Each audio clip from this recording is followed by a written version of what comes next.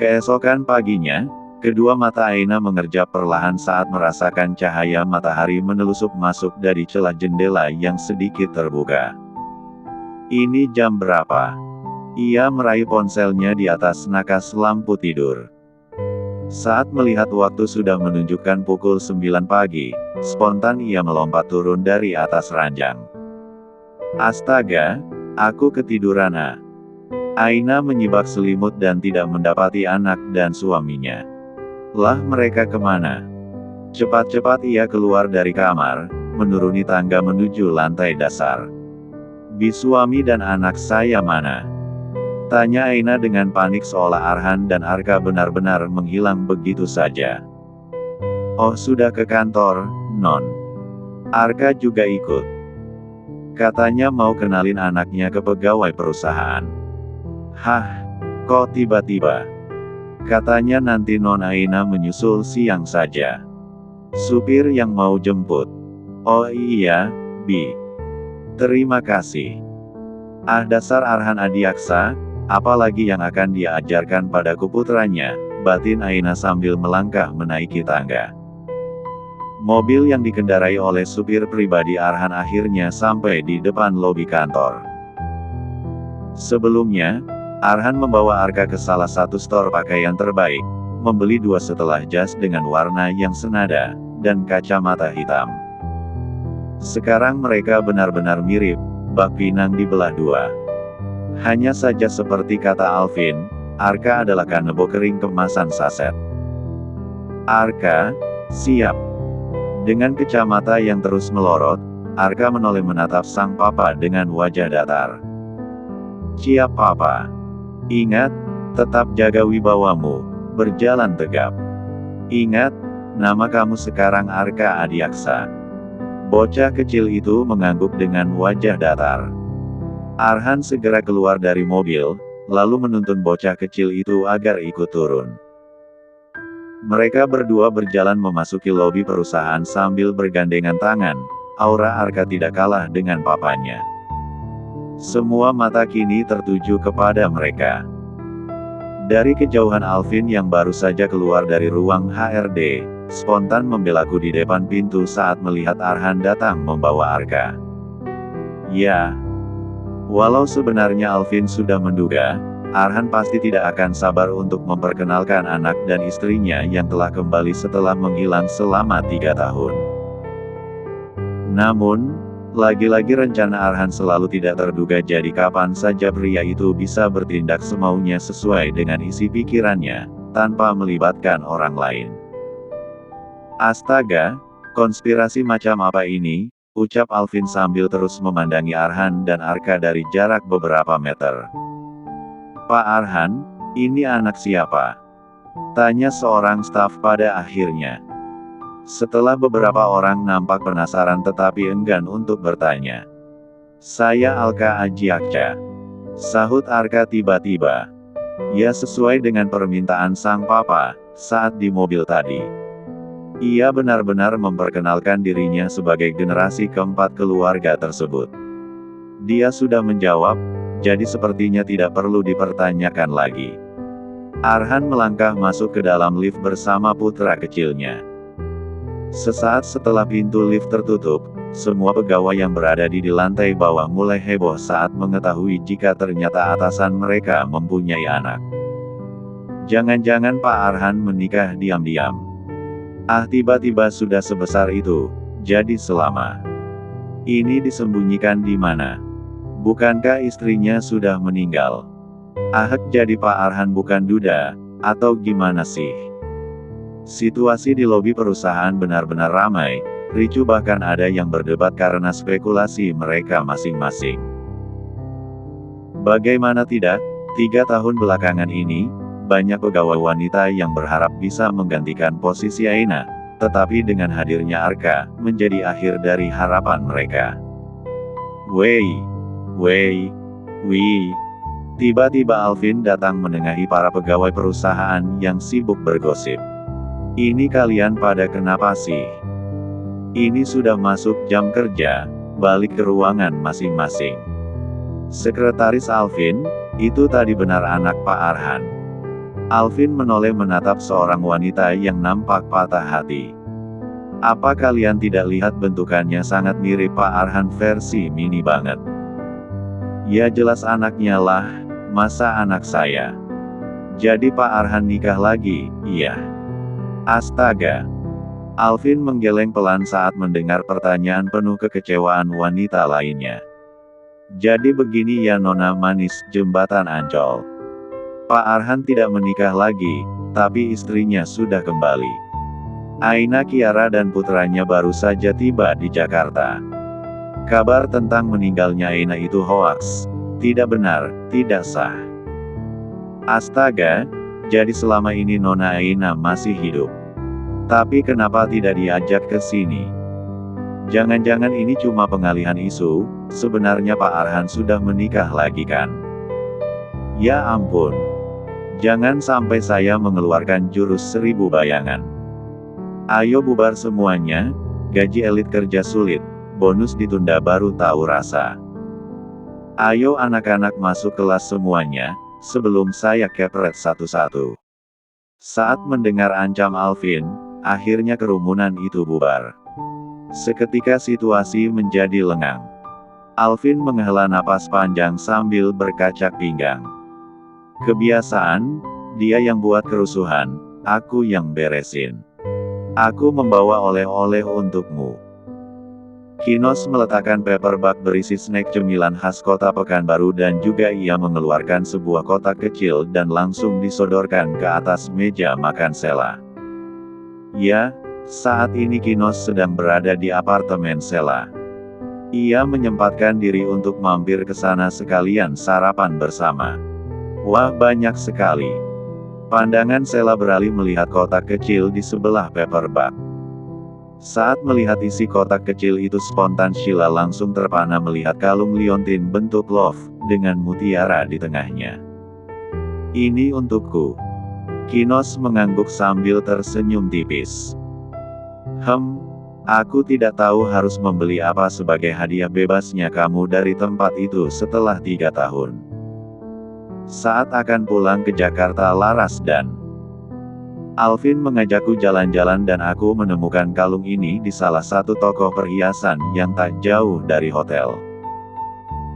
Aku harap kedepannya kamu bisa semangat lagi menjalani hidup, dan kalau kamu sudah siap kantor Regency kembali terbuka untuk menerima kamu, ya meski aku tidak dapat memberikan jabatan tinggi, setidaknya kamu harus berusaha lagi, perjalananmu masih panjang.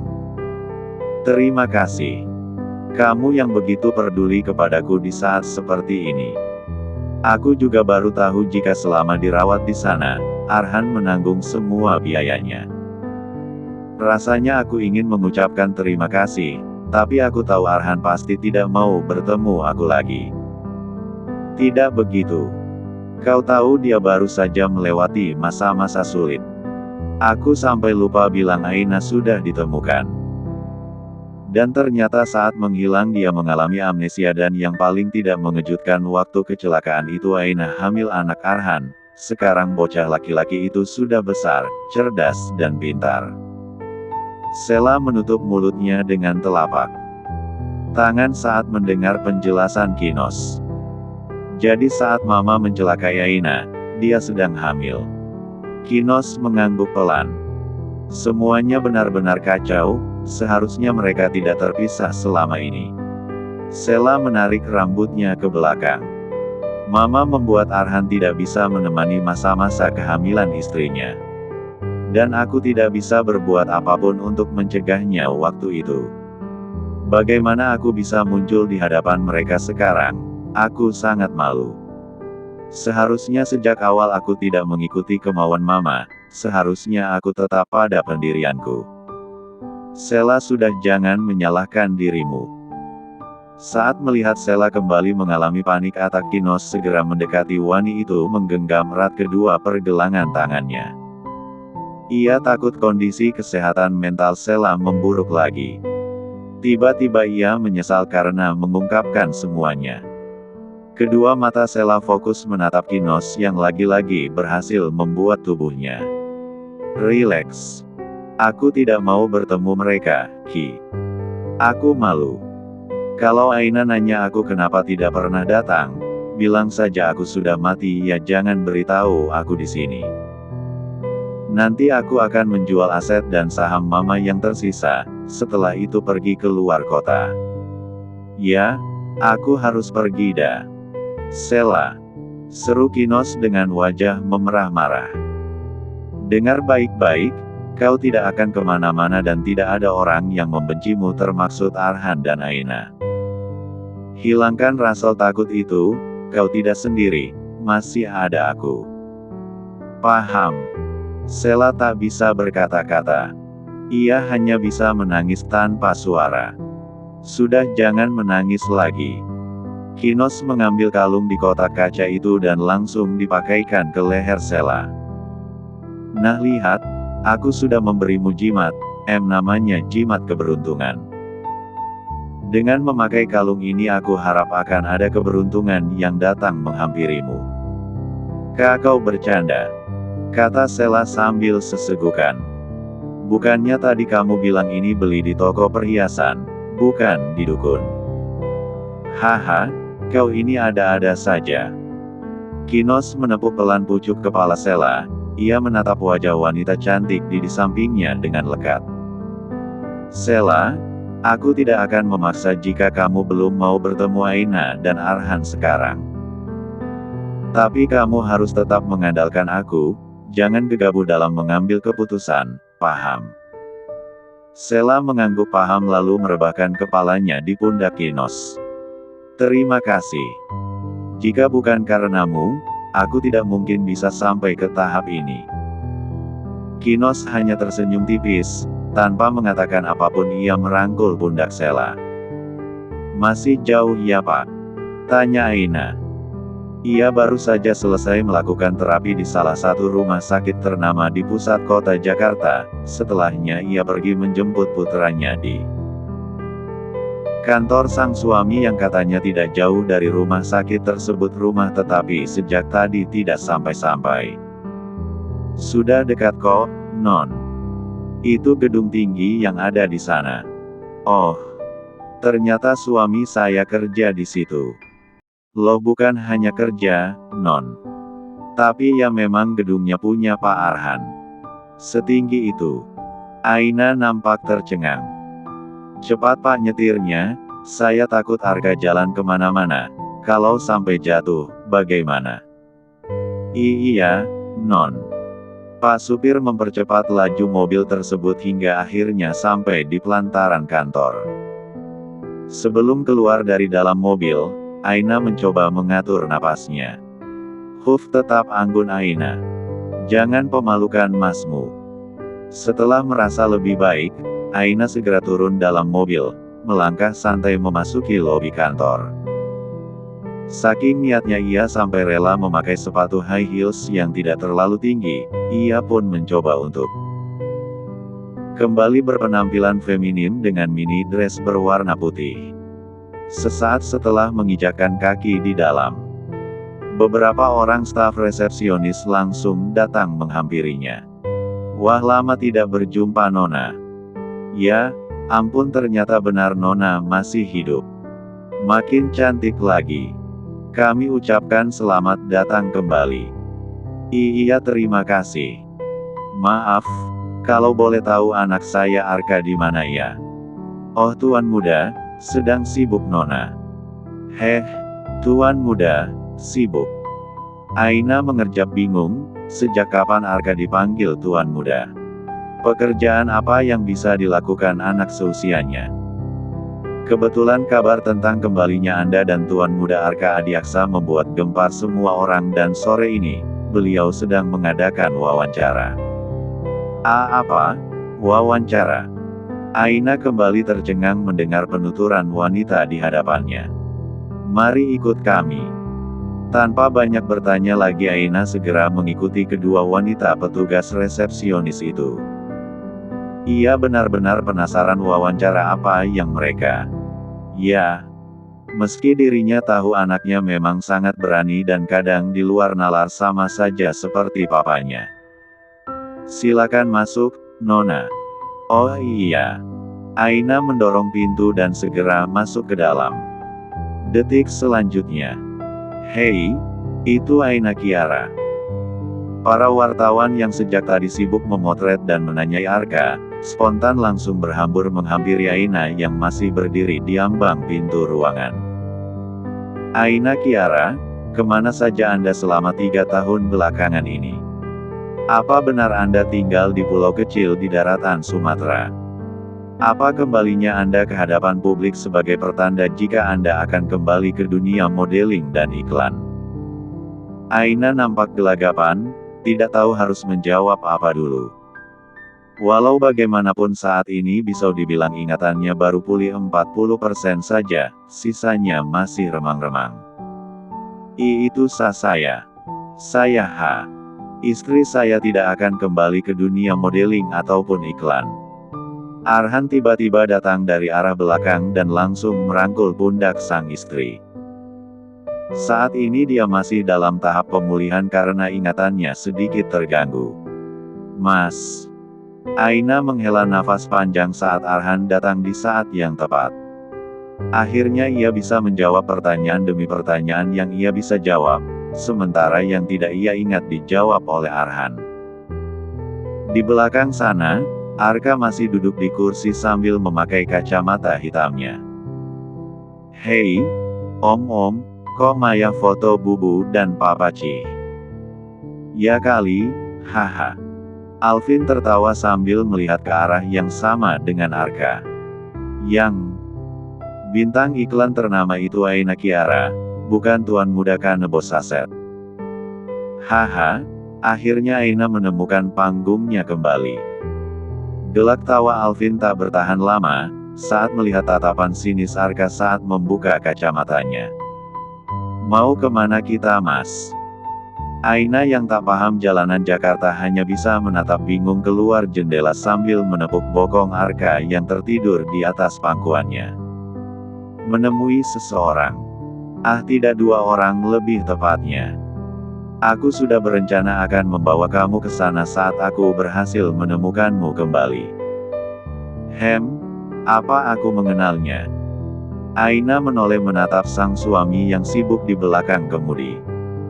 Alih-alih menjawab, Arhan hanya tersenyum lalu kembali fokus ke jalanan di depan sana. Hari pertama di Jakarta, Arhan mulai mewujudkan satu persatu mimpi yang ia bangun di atas harapan hampa kala kehilangan Aina selama 3 tahun. Ia tak lagi gila kerja. Tujuan utamanya kini bukan lagi tentang uang dan pencapaian. Ia hanya ingin hidupnya bahagia, bersama anak dan istrinya. Bekerja secukupnya, sisanya quality time. Toh kini sudah ada Arka yang mewarisi segala sifatnya.